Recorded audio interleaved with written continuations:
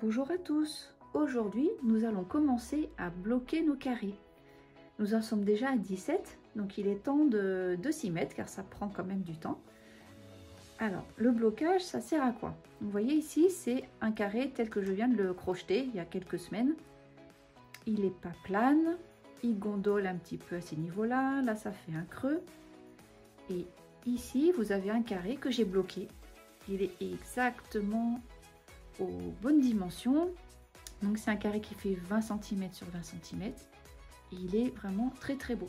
Donc l'objectif c'est de ce carré là nous allons obtenir celui-là.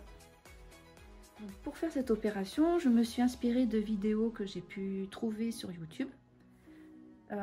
Certaines personnes le font juste avec un fer à repasser à la vapeur et viennent mettre en forme tout doucement leur carré. Moi j'ai choisi une autre méthode et je vais vous la présenter maintenant. Avant de commencer, sur tous nos carrés que nous avons crochetés depuis le début, il est nécessaire d'identifier le plus grand. En tout cas celui qui a les plus grandes dimensions. Donc pour moi c'est celui-ci. Malgré qu'il ait bien 31 mailles sur chacun des côtés, il a un aspect beaucoup plus grand que l'autre.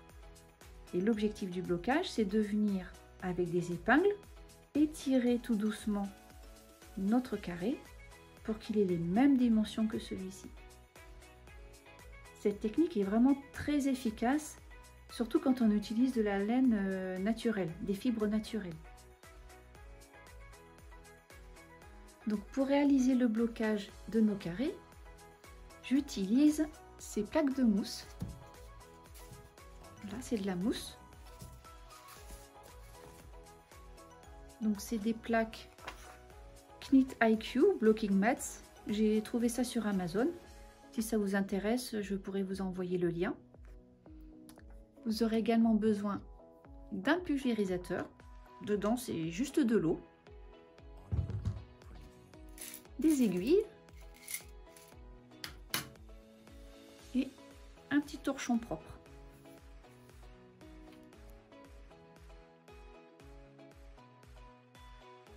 Dans un premier temps, vous allez identifier chaque maille des coins du carré.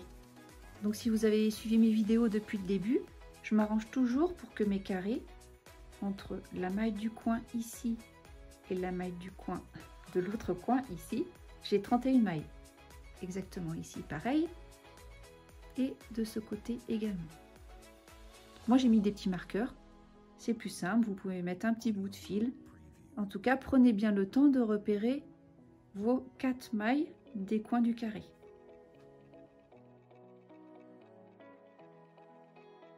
Et donc c'est très simple, vous allez venir piquer dans le coin du carré une épingle. Donc on commence par les 4 coins du carré.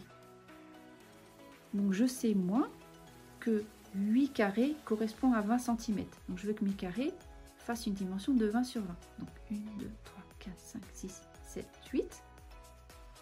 Ici, je prends mon autre coin et je le pique.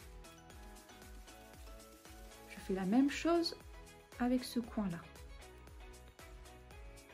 8, tire et je pique mon épingle.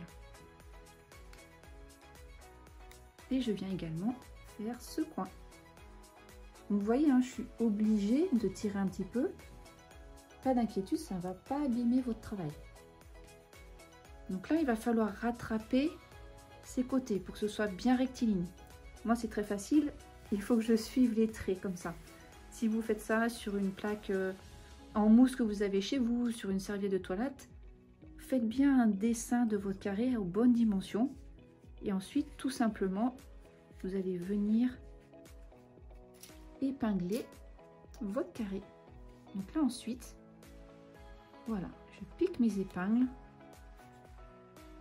en suivant bien le carré dessiné sur la plaque.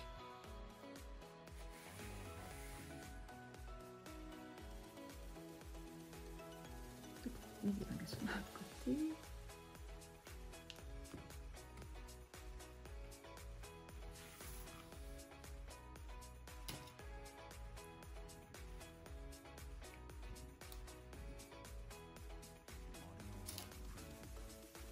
Voilà, et je fais ça sur les 4 coins du carré.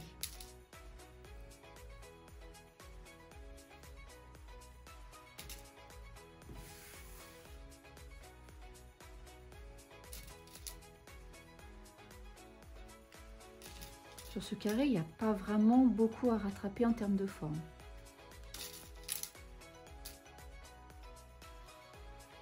Donc on vérifie bien que c'est rectiligne. Par exemple, ici, là, je peux rajouter une épingle. Voilà, ici, pour que ce soit bien droit. Là, c'est bon. Et ce côté, vous voyez, ça gondole encore un petit peu. Donc, je vais rajouter des épingles pour que ce soit bien droit. Pardon. Donc, ces plaques de mousse, ça sont vraiment super. Les carrés sont à la bonne taille. Et voilà. Donc là, mes épingles sont bien positionnées. Je prends mon pulvérisateur et j'y pulvérise de l'eau.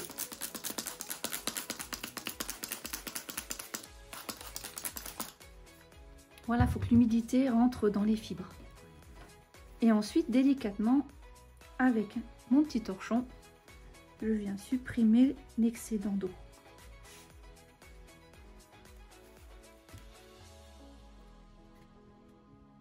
Voilà. Et après, il n'y a plus qu'à laisser sécher. Mais on laisse vraiment sécher jusqu'au bout. Hein. Parce que si jamais vous défaites les épingles alors que c'est pas totalement sec, le carré va reprendre sa taille initiale, il va regondoler et on n'aura pas du tout l'effet souhaité.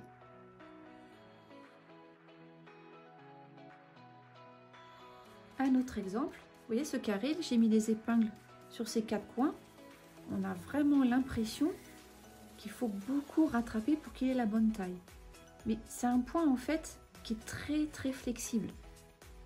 Et justement, il sera d'autant plus beau quand il sera bien mis en place. On verra mieux les motifs de ce carré. Donc je vous montre également pour celui-ci.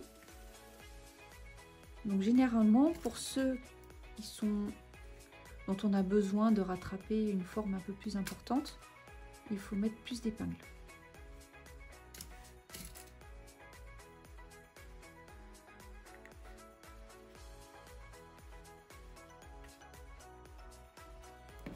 Donc je commence par ce côté, ensuite je vais rééquilibrer de l'autre côté.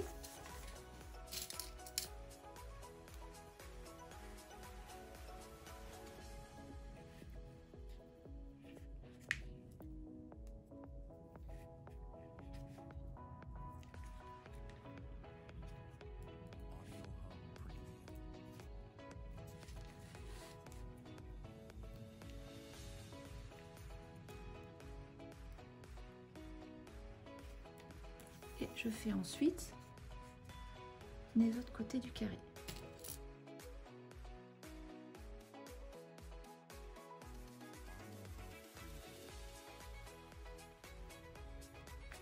Vous voyez, je mets à peu près tous les 2 cm et demi, une petite épingle. Et je termine par l'autre côté où j'ai à rattraper tout ça.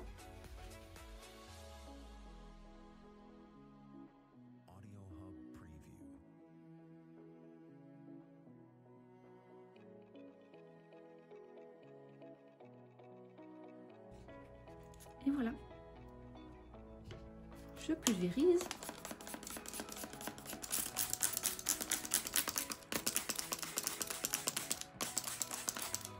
J'enlève l'excédent d'eau.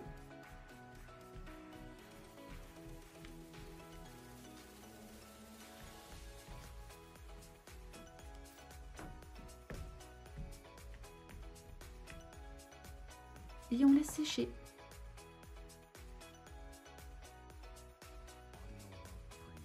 Donc voilà, les carrés que je viens de bloquer, ils sont en train de sécher. Ici, c'est les derniers de mes vidéos.